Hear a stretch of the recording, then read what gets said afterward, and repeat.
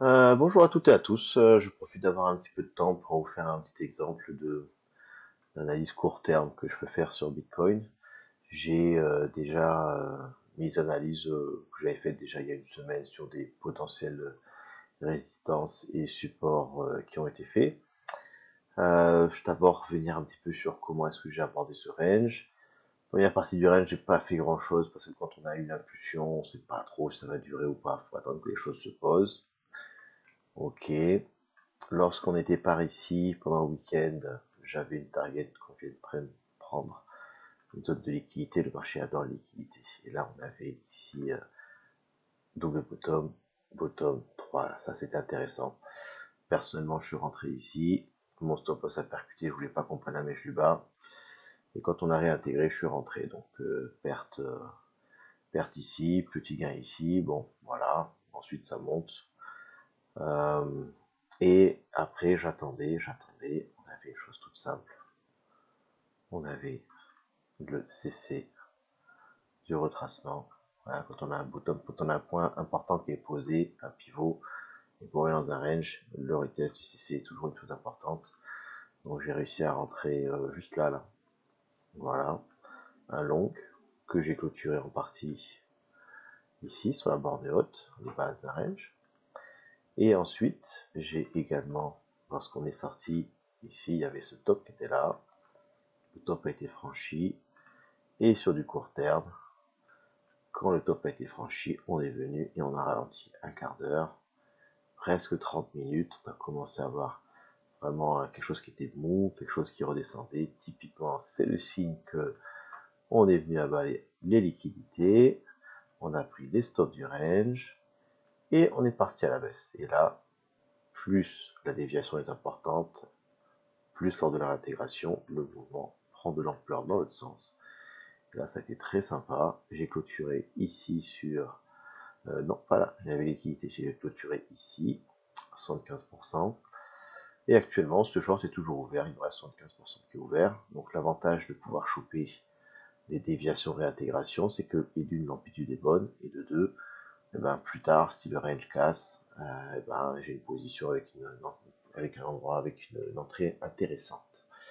Voilà, hein, quand on trade le range, on essaie de choper les bornes du range. Le reste, faut l'oublier, c'est trop casse-pied. Ensuite, j'avais dit, quand j'ai vu ça, j'ai dit le range est sur le point de se terminer. Il faut comprendre qu'un range est fait pour tout simplement que les gens puissent, sur une valeur de prix, échanger entre eux. Hein, et puis à la fin, généralement, le côté qui a gagné, bull ou bear, remporte la mise et le range casse. Mais avant ça, lorsqu'on a des liquidités qui s'accumulent, liquidités,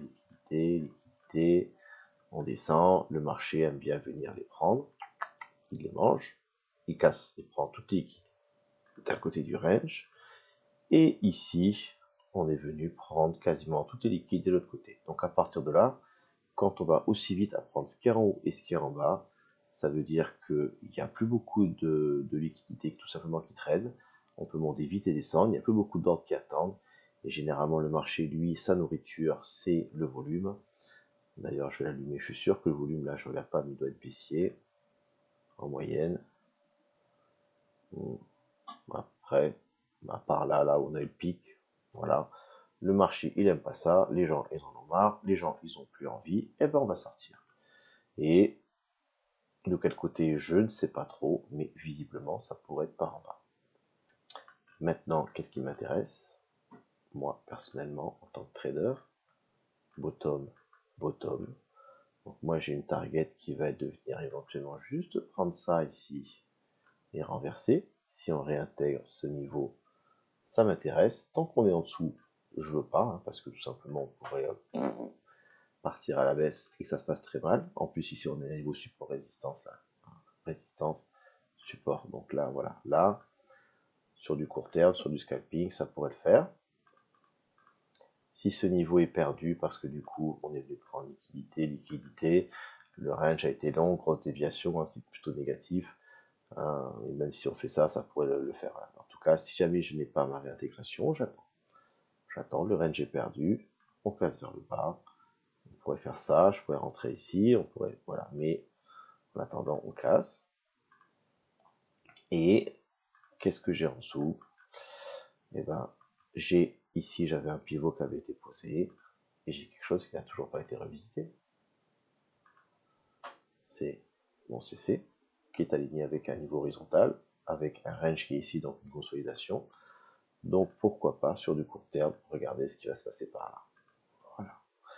Et typiquement, je veux de la structure. Quand on va à l'intérieur, tant qu'on est en train de faire une structure baissière, ça ne m'intéresse pas. Ça ne m'intéresse pas la continuité de cette descente. Si je commence à voir sur du court terme un point plus haut, puis un point bas un peu plus haut, voilà, là, il y a de la structure. Voilà, là, il y a du creux, on peut espérer assez vite peut-être revenir au moins retester cette zone. Là, ça me fait un trade. Là, j'ai un trade ici. Ça m'intéresse. Et à chaque fois que j'arrive sur un niveau, je fais la même chose. Si jamais ici on traverse, ou supposons une sous Y, je n'ai pas pris le trade parce que je dormais par exemple, hein, ça m'arrive souvent, et ben on attend mon niveau macro qui est ici. Là, j'avais une consolidation qui était importante, un peu plus importante. J'ai un niveau support résistance macro qui date du bull run précédent. J'ai un gap CME, j'ai un Fibo qui m'attend. Ça, cette zone quand même, je l'identifie comme intéressante. Donc si jamais on finit par péter, ben, par contre là, ouais. Et là, je vais vraiment être attentif parce que dans cette zone, potentiellement, ça ferait de la peur. On passe sous les 50, oulala, oulala. On a notre BART qui est un petit peu terminé quand même. Et on pourrait avoir ouais, une reprise. Et ça ferait une belle consolidation, un beau ralentissement pour pouvoir après repartir chercher notre résistance qui est au-dessus de nous. Et d'un point de vue global, ça nous ferait un retracement à peu près haut, un peu en dessous de 382. Voilà, tout ça, c'est intéressant. Donc voilà mon plan, comment est-ce que j'aborde la chose. Je suis pas stressé, je suis calme. Mon argent est en dollars, donc que ça monte ou ça descend. Pour la partie trading, hein, pour spot c'est autre chose, mais je m'en occupe pas. J'attends mes niveaux. Si on va dessus, tant mieux. Si on va pas dessus, tant pis. J'ai qu'à attendre. Et si je m'ennuie, je vais sur autre chose comme Solana où j'ai un setup qui m'attend aussi, qui m'intéresse. Bonne soirée à tous.